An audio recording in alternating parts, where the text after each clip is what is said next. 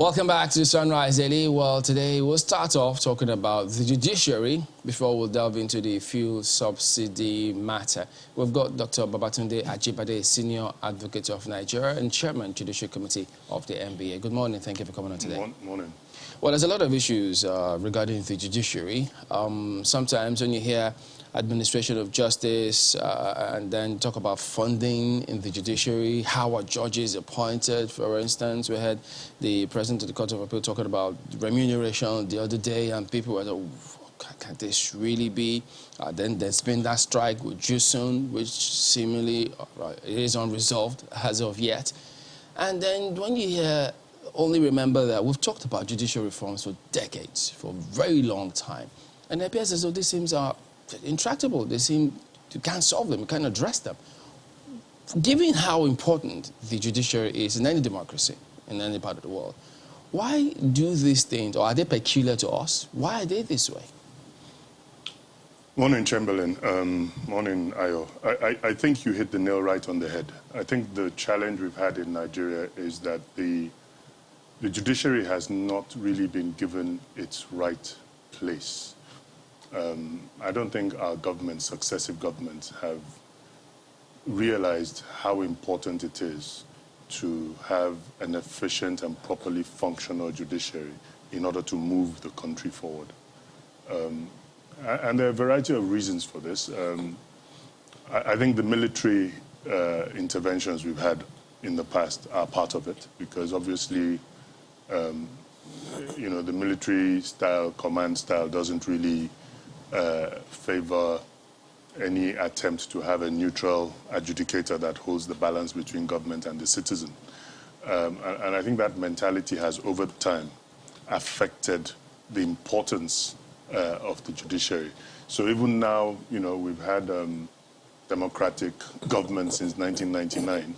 It's taken us a long time to retrace our steps and to get the judiciary back to where it ought to be and where it was before the military interventions. But Doc, before, pardon me for jumping in, but the judiciary seems like the only institution that was never really incurred upon, even during the military incursions. Because, excuse me, the legislature is gone, the executive changes hands, but there was never really a takeover, so in that sense, of the judiciary. So one can say that the judiciary is about the most stable of the three arms of government. It appears to be so. And, in Chamberlain's introductory comments, he said something about appointments. The way in which the judiciary has been undermined, in my view, it's actually worse. Because if you have a military government and then there's no legislature, because the government encompasses both the executive and the legislature, there's obviously been a takeover. What has happened with the judiciary has been a lot more insidious. It's not a direct or frontal attack. But if you want to undermine an institution, you want to erode its independence, you want to have control over it, you can use a variety of means. So we mentioned appointments. If the process by which judges are appointed is not an independent, merit-based process, then, independence is just a word. If you owe your appointment to me, and I'm a politician, or you owe your appointment to me, I'm a godfather, obviously I have you on a sort of leash. I can always call you and say, well, this is the way I'd like to see things go. Isn't that based on the law or the legal framework within which that is supposed to happen? That is the precise point. So you have to examine that legal framework and say, is this fit for purpose? So who's supposed to do that? Well, I think it's the profession as a whole. And that is, I think we've dropped the ball as a profession, and this is a legal profession. Because remember, the judiciary as an arm of government is the only arm of government that is exclusively manned by one profession. Whether you're a judge or you're a lawyer, we're all members of the legal profession. And I think that we've dropped the ball because, as I say, the process by which judicial appointments are made, it shouldn't really be an all-comers affair. It is a very, very important office you hold as a judge. I mean, you determine the fate of society, you know, whether a man lives or dies, whether he's sentenced to death or not, whether his entire life savings are lost. You know, so it shouldn't, the process by which judicial appointments are made is a very, very important process. And I don't think we paid enough attention to it over time. You know, back in the day, when society was smaller, the population was smaller, even the level of work that the judiciary was doing was smaller. The appointments process was an in-house process. We had extremely good judges in Nigeria. I mean, and we still have. No, how do we miss it? Well, that's the point I was making about the insidious manner in which the independence of the judiciary has been eroded. I think it started by the incursion into how judges are appointed. Back in the day, when it was a smaller group, it was, you know, what we call a tap on the shoulder. You know, you had erudite judges who were, you know, of the highest caliber, strong moral character, independent, and they would identify people of like minds, and they would be the ones to invite them, you know, to yes, we think you fit the mold, you come and join us. But as we've grown, that system is no longer practicable or feasible. So it has been opened up. But the way in which that development has occurred, with the greatest respect to us, we haven't done a good job in ensuring that it is only the right type of people that get into the judiciary. So can we then infer that the NJC, before the advent of NJC, was different? So can we then say that they haven't quite lived up to the billing? There's no doubt about that. I think I say that I have no hesitation in saying that. They haven't lived up to the billing, not only in terms of implementing even what their current guidelines say, but they haven't lived up to the billing in terms of even those current guidelines. Are they designed to achieve the purpose? You know, there's a concern in the profession these days that the process by which judges are appointed is quite opaque and quite obscure. Yeah. You know, you just suddenly see a list and, oh, there's a new set of judges. And in the profession, lawyers are the best judges of other lawyers. We can assess ourselves. So when you have judges being appointed and there's an announcement that, oh, there are 15 new judges, and the profession thinks, how did he or she get through?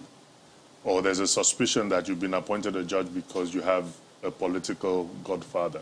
It undermines the independence of the judiciary. And we're trying to do something about it, I must say. So there is no sifting process?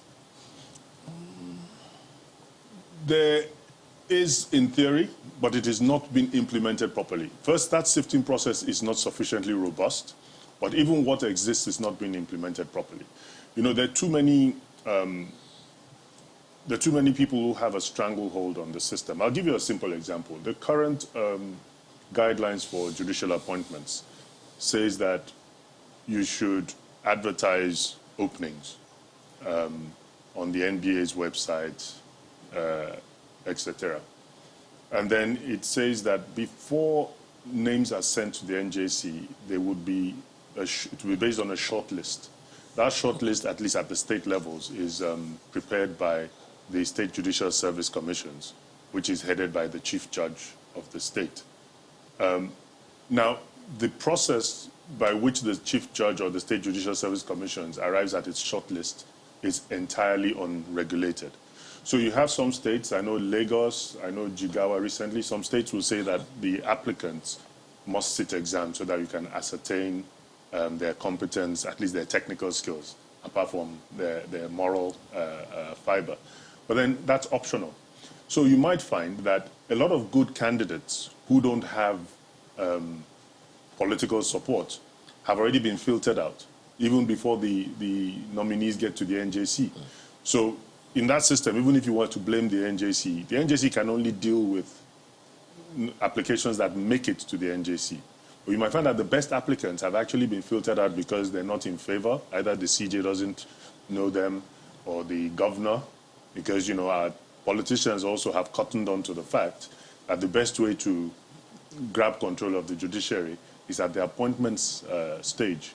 If you are the one that makes it possible for somebody to become a judge, then of course that person is beholden to you. That raises another problem because, as we said previously, this is a political year, prelude to an election year. And So if there is this, and we of course know the number of things that people have said about the judiciary and its complicity, in the entire process and all of that, how do we then begin to clean the system of people and lose the looseness that can make the entire nation vulnerable? I think, if we're thinking about 2023, that horse has bolted. There's nothing we can do between now and the next election to clean, to use your language, to clean the judiciary. My view is that this is, if it's taken, and I said, Nigeria was exporting judicial officers back in the day, in the 60s. Our judges were being taken to the Gambia, to Botswana, to be chief judges because they were that good, they were that strong, they had that moral fiber. So if it's taken, 1960 to now is 40 plus 20, 60 years, if it's taking that length of time for it to degrade, you're not going to fix it in a year. But that is why our view, speaking for the NBA, and I dare say speaking for the profession, is that the appointments process is the entry point. That's the starting point. Let us fix that. And then, over time, in the medium to long term, we have some hope that we can regenerate. And like I said, let's not to be misunderstood. It's not that the entire judiciary is bad. So let's strengthen the good people that are in there by ensuring that more good people go in, so that you can dilute the problem. Who takes the lead? You said it's the profession. Yeah. The challenge there is everybody's job is nobody's job. Yeah. So who takes the lead? Or who would you recommend should take the lead in this regard?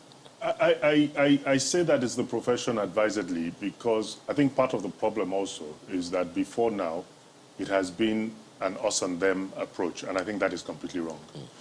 I think that is the precise point.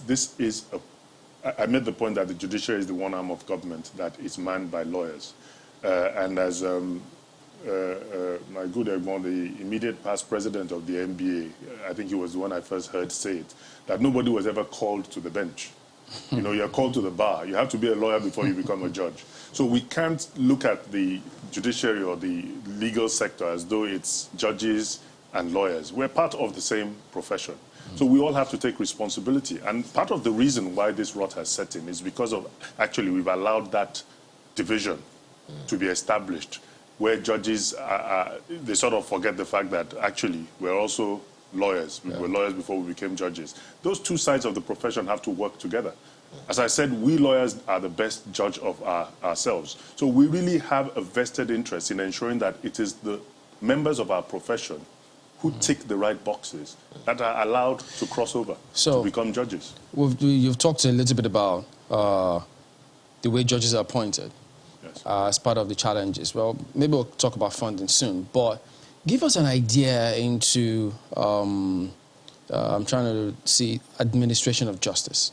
Because when the ACJ was there, many thought, oh, okay, this should be able to address those challenges, but there's still questions. There are, Chamberlain, and these things are all connected. I said the foundation for me is appointments. Then when you talk about funding, then when you talk about the problems in the system, you can connect the dots. You can connect the dots. Perhaps one of the reasons why the quality of judicial officers is not as good as we would like is because the judiciary is not sufficiently well funded. Because if you don't have good funding, everybody, we all go to the same markets. We all send our children to the same schools. Why would the right quality, in quotes, of lawyer want to become a judicial officer if the terms and conditions of service are not reasonable?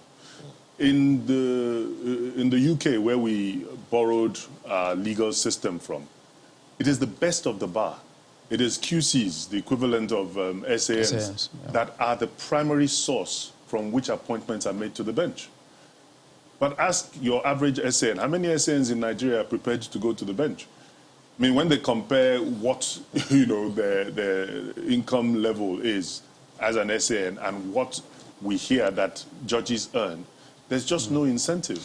It appears there are components to that part about funding the judiciary, because we've heard some argue, because first they disagreed with the position of the Minister of Justice, saying, well, no, you can't be dipping your hand into state coffers and paying directly to judges. While some of them also thought, oh, by the way, even if there were to be that funding problem for us to address, the way we're going about it, that how is it that judiciary will then begin to take upon themselves capital projects? So some of the state executives just thought, no, to them that was a no-no. So does this look like the similar thing we've got with the Electoral Act, where, well, okay, expunge the direct primaries and then give us the Electoral Act? So how does that play out for you? I think with that it's a bit more complicated. Our constitutional framework where the judiciary is concerned, to my mind, is substandard. It's not designed to arrive at the right destination, because there are direct complications, and you just made reference to one of them. The Constitution says that monies allocated to the judiciary should be paid over to the heads of court. And so if that is interpreted literally, you have a budget, if X billion is allocated to the judiciary, and just pay it over to the chief judge of the state or the chief judge of, if it's a federal court, whoever the head of court is. How do you ensure that that money is judiciously applied is a problem. And I think, the executive has a legitimate cause to say, well, okay, this is what the Constitution says, but are there any checks, are there any controls here? But even more important, how do you arrive at the amount that is allocated to the judiciary? Because that budget, the Constitution says the amount allocated to the judiciary should be paid to the head of court. It doesn't say how you arrive at that amount. So is that amount sufficient? Going to the previous point about whether the judiciary is adequately funded. So there are issues there that we need to interrogate to ensure that even the constitutional provisions are designed to achieve the objective. And one of the things that I see that has happened, and that is quite debilitating, is the fact that we are not operating as though the judiciary is an arm of government. When these discussions are had, it's as though the judiciary is one government, the executive is one government, and the legislature is one government. No, government is made up of the three. So even when we talk about independence, the independence doesn't presuppose that you would not work together. You must work together. So there must be, so for example, in arriving at the amount that is allocated to the judiciary in the budget, the judiciary ought to be playing a greater role than it is playing at the moment. Is it to say that it's not the judiciary that draws up its own budget? No, it's not actually. The judiciary may draw up a budget, but the amount they get has no correlation with what they've budgeted. As I understand it, you have this envelope system where, at the federal level, at least if it's for federal courts, and, the federal actually funds the recurrent expenditure of all the courts, be it federal or state, at least the superior courts. So you have an envelope system where the federal government just says, okay, well, this is how much we can afford, and that's it for the judiciary. So these are the problems. Lately, there were lots of commendation about the NBA's election. And that's because people have seen that they had huge challenges previously. It was all over the place. And people thought, if NBA can't get their acts right with how they elect their principal officers, that will reflect on the larger system and the judiciary. But then they saw efforts within the NBA to see how they could do certain things and restore their pride of place, as they say, with the noble profession. And so they seem to be going in a particular direction.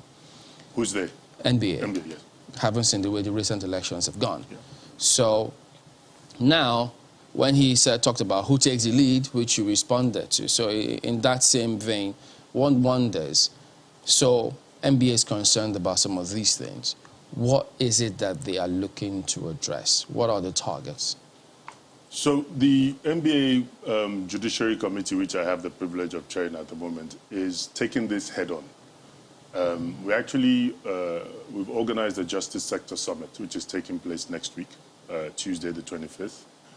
And, you know, we don't fool ourselves. We don't think we can solve all the problems, as I said, within a short term. But we have to start somewhere. We have to stop complaining. And the way we position this summit is that we all know what the problems are. So let's not come, and we've been talking about these problems ad infinitum. Let us try and identify solutions to the problems. Or let us discuss the solutions that have been proffered and try and agree on which ones work. So this summit is going to deal with those three issues that I've mentioned. First, appointments. There's so much work that has been done on the problem with the appointments to the judiciary. There are reports out there. The UNODC is partnering with us. They've written a report. Access to Justice has written a report that was recently published just within the last 2 weeks. All these things are going to be debated. We at the NBA have sent our recommendations to the NJC for an amendment to its guidelines. For example, the question I mentioned about whether appointments are based on merit, whether applicants should sit tests. Some states are doing it, some are not. It's not standardized. And we're saying it should be standardized. We're saying that if you want to become a judge, it shouldn't be something that's done in a cloistered manner. Everybody should know so that we can comment. I mean, if a lawyer has defrauded his clients or has a bad reputation, it shouldn't be after he or she has been appointed a judge, because then it's too late. They're almost immune by then. The only time you can remove them is if you can establish misconduct. So before the appointment is made, that's when we should nip these things in the bud. So we're going to deal with appointments. Then we're going to deal with funding, budgeting, and administration of the courts. Because there's clearly a deficiency in the way in which the courts are administered. And we want to address the inherent conflicts between the concept of independence of the judiciary and the fact that the judiciary also really, you mentioned it about capital projects. We don't think it is right that judges want to award contracts, etc. There has to be a way, and there are models that we can copy from other jurisdictions. In the US, in South Africa, in the UK, the judiciaries are funded and they're administered by bodies specifically set up that are not made up of sitting judges. So that way you make sure that... Can that work here? Of course, there's no reason why not. I mean, if we have the will. In the UK, it's called Her Majesty's Courts and Tribunals, HMCTS, Her Majesty's Courts and Tribunals Service. So it's a body that reports both to the executive and to the judiciary, but is independent of both of them. So it is that body that has responsibility for making sure that the courts are functioning, that there's diesel, that the court buildings are working, that the judges are, that their remuneration is paid and it's adequate, etc. Something like a facility management? Yes, but it's an administrative agency that makes sure, because, so the judges can focus on judging, because their primary duty is actually administering justice, not administering, is there paper in the printer, is there diesel in the generator, etc. This is also without prejudice to the fact that we're complaining we don't have enough judges. Oh, that is a fundamental problem. It's not that we're complaining. That is a fact. Recently, I was speaking with the president of the National Industrial Court, and he's done quite a lot of work, a lot of studies on this. I think they're just about 100,000. No, what am I saying? There are just over 1,000 judges of superior courts in Nigeria for a population of over 200 million. It's ridiculous. So if you compare those stats, it's almost like the system is designed to fail. There's no way that the number of judges we have can deliver the type of justice that society needs. And there's no way, going back to the funding point, there's no way you can get the right number or the right quality of judges if the funding that is made available for the judiciary is not increased exponentially. One of the things, and in a manner in which it can be properly managed and regulated. So one of the things that befuddles me somewhat when I consider these issues, Doc, is we have lawyers in every level of government in the country.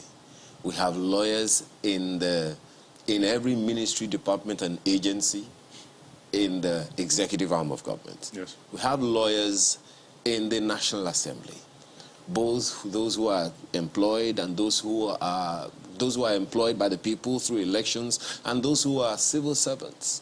So is there any role, or isn't there a way to, through the NBA, which they hopefully are members of, get some traction from them to fast-track some of these things so that the profession is protected?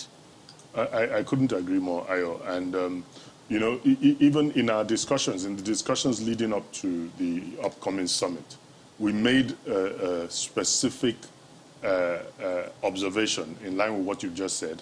We sent invitations to every member of the Federal Executive Council who is a lawyer. Just because you're perfectly right, I think lawyers are actually the highest proportion of professions in the Federal Executive Council. You know, my big brother, Honorable former Governor of Lagos State, Fashola, starting from the VP himself. The VP who is you know, he's championing. He's always been a champion for justice reform. There are many lawyers in the system, and I have no doubt in my mind that if you probably did an assessment, even in the National Assembly, in terms of professions, it's very likely that lawyers will be, if not the highest number, probably one of the highest numbers. So you're right. And I think that over time we haven't sufficiently harnessed that, that strength. And that's why I say I don't think it's a case of blaming the judges or blaming the lawyers. Let us all come together to realize that we have done a disservice to ourselves and to society.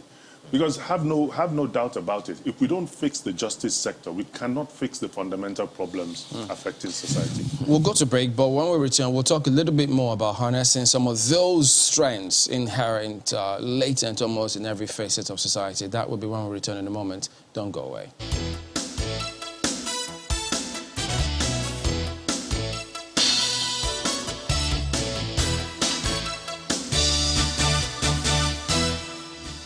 Welcome back. We're with Dr. Babatunde Ajibade, Senior Advocate of Nigeria. We're talking about some of the challenges befuddling the NBA, the judiciary, the several parts actually, and I said by extension the society.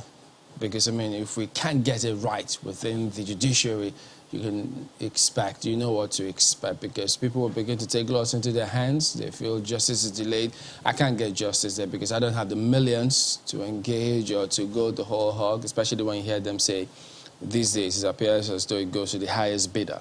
But the profession, the MBA, there's a lot that they can do here with regards to ensuring that any lawyer or any legal practitioner, wherever you find yourself in any facet of society, they should have something on the back of their minds that it doesn't matter who the person is or how highly placed the person may be.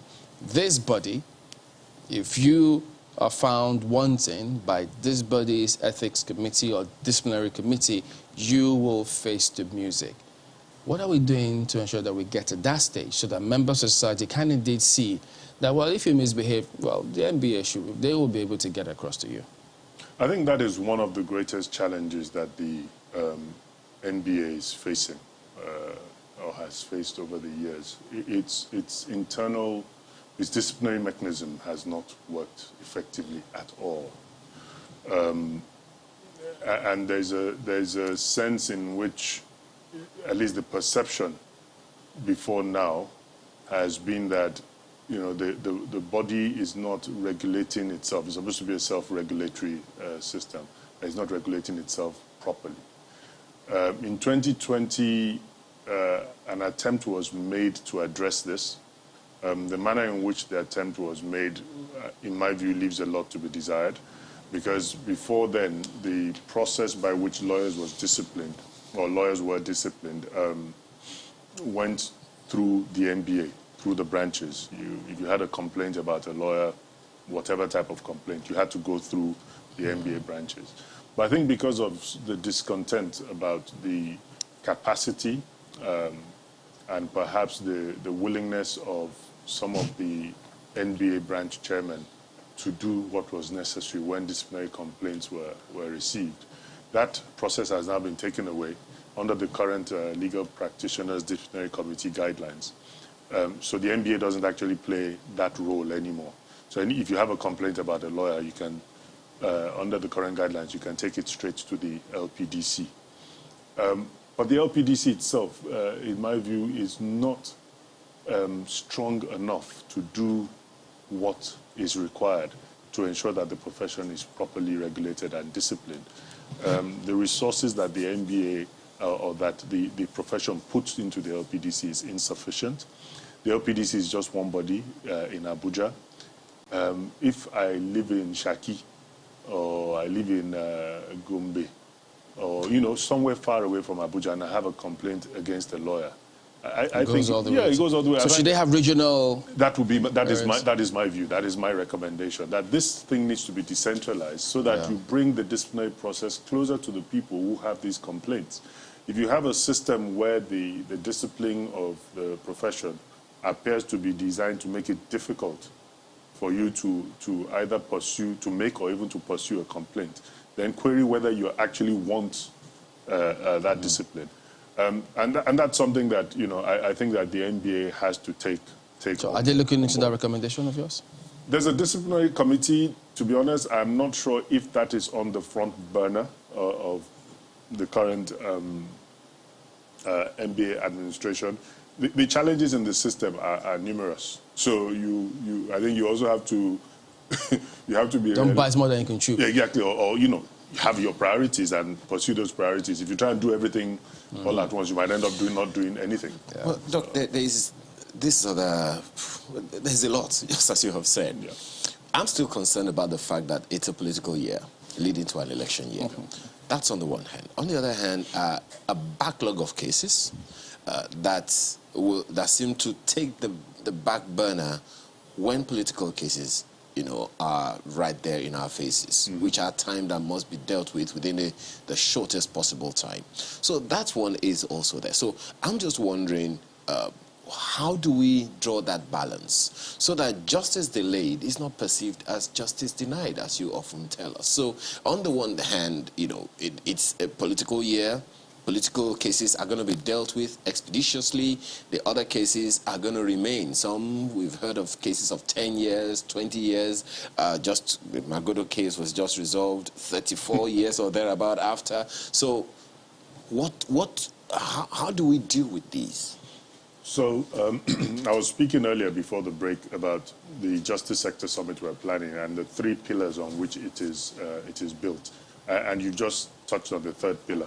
I spoke about appointments, I spoke about funding, administration, and budgeting. And the 3rd thing we're going to discuss is delay and the mechanisms by which we can address delay. And one of the challenges you've also identified is that our political system tends to prioritize those things that concern the players. Isn't that the law? No, well, it's the law. I mean, it was the law that was changed to give political cases priority. That's the point I'm making. Now, so the politicians want their election petitions, they want them heard. Part of a significant amount of the backlog in the system is that when we come to political season, judges are taken away from the regular courts in order to constitute this election petition tribunals. So your regular cases, your land cases, your commercial cases, suddenly you go to court, the court is not sitting. Where's the judge? He or she is on national assignment, sitting on an election petition tribunal. So the politicians have prioritized what is their own concern. Now, we need to find ways to address what is the concern of you and I, those members of society who are not So how do we deal with that? There has to be, and that's why I say all these things are connected. We have to ensure that there are more judges. We don't have enough judges. That is a basic problem. We have to improve the case management system to ensure that the cases, even in the courts, are handled a lot more efficiently. Because the problems with delay in the system are not just about the judges. You have a lot of other players, the court registrars. I mean, if a judge comes to court and wants to work, I can't tell you the number of times when lawyers will appear in court at all levels, and the judge says, you know, call your case, or the file is not there, or the process has not been served, or there's no proof of service in the file. So there's a lot of administrative corrections that need to be done. So that will have to do with the quality and also the training and capacity of the support staff. Then the mechanisms, as I said, case management mechanisms that can be employed to make things move a lot faster. There is resort to alternative dispute resolution, because it's not every case that has to go, you know, all the way through the system. There's also the need to limit even the appellate jurisdiction of our courts. Nigeria is the Supreme Court of Nigeria there's no doubt in my mind that is the busiest Supreme Court in the world. A Supreme Court is supposed to be a policy court. It's supposed to be dealing only with matters of fundamental importance.